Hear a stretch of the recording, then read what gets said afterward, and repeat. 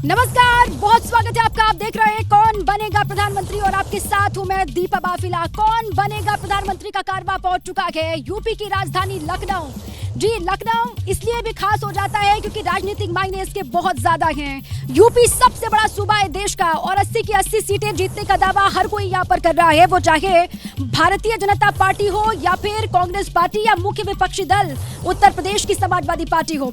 देखिए, 80 की सीटें कौन जीतेगा इसी पर लगातार हम चर्चा भी करेंगे, लेकिन उसके इतर अगर आप बात करते हैं इंडिया गठबंधन की तो लगातार भगदड़ है। इंडिया अलायंस की ओर से भी दावा ये किया जा रहा है कि 80 की 80 सीटें यहाँ पर जीतेंगे, लेकिन जिस तरीके से अफरा तफरी का माहौल है उस बीच में ये दावा कैसे कामयाब होगा इंडिया अलायंस का, इस पर भी हम चर्चा करेंगे। और साथ ही खबर ये है इसी बीच की समाजवादी पार्टी के 13 विधायक भी जल्दी पार्टी छोड़ सकते हैं, ऐसी खबरें सामने आ रही हैं। और दूसरी ओर दिल्ली में लोकसभा चुनाव को लेकर मंथन किया जा रहा है। बीजेपी की ओर से राष्ट्रीय अधिवेशन चल रहा है 2 दिवसीय। खबर यह भी है दिल्ली से कि मध्य प्रदेश के पूर्व सीएम कमलनाथ और उनके सांसद बेटे नकुल नाथ पार्टी से इस्तीफा देकर के पार्टी को गुड बाय बोल के बीजेपी का दामन थाम सकते हैं। इसी बीच में सबसे बड़ा सवाल जो है वो ये कि आखिर इस भगदड़ के बाद किस तरीके से अब एनडीए का सुपड़ा साफ इंडिया गठबंधन करेगा, इसी पर चर्चा हम आगे करेंगे। और साथ ही लोकसभा सीट यहाँ की इसलिए खास हो जाती है क्योंकि 1991 से लगातार भारतीय जनता पार्टी विजय रथ पर सवार है और दूसरी पार्टियों को मौका यहाँ पर नहीं मिला है। इस बार क्या होगा इस पर चर्चा करेंगे। ऑडियंस हमारे साथ है, लखनऊ की जनता, और साथ ही साथ खास मेहमान भी हमारे साथ लगातार बने हुए हैं। लेकिन सबसे पहले आपको दिखाते हैं वार पलटवार।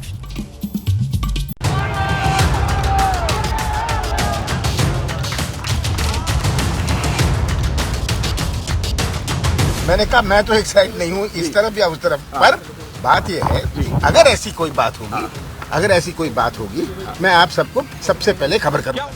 जिस व्यक्ति ने अपने राजनीतिक जीवन की शुरुआत नेहरू गांधी परिवार के साथ उनके पीछे साथ में खड़े होकर उस समय लड़ी थी, उस आदमी को आप कभी उम्मीद भी कर सकते हो कि ऐसा आदमी कभी कांग्रेस और सोनिया गांधी जी के परिवार को छोड़ के जाएगा, इंदिरा जी के परिवार को छोड़ के जाएगा?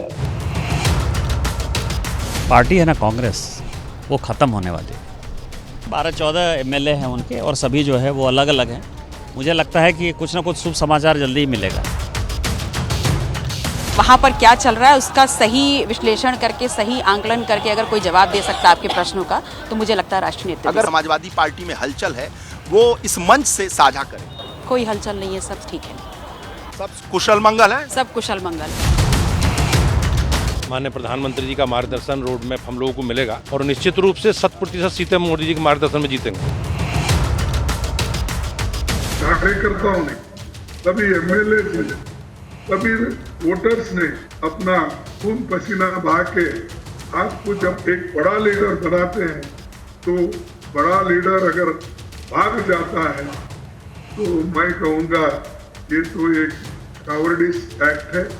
ये ऐसा हमको डरना नहीं है, अगर डरे तो हम मरे।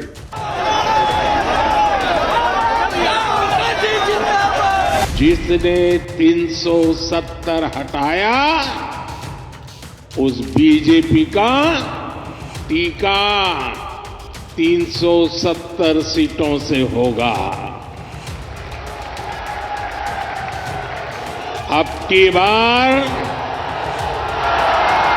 एनडीए सरकार 400 पार। इस बार तो एनडीए जो है वो 400 पार जाएगा। इस बार जीतेंगे बढ़िया।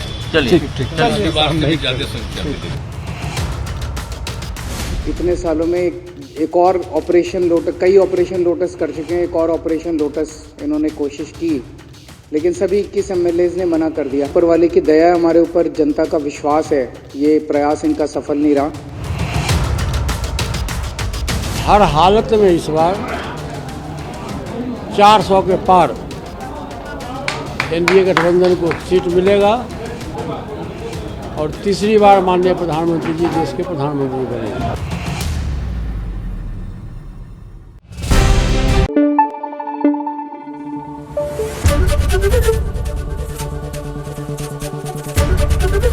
एबीपी न्यूज आपको रखे आगे।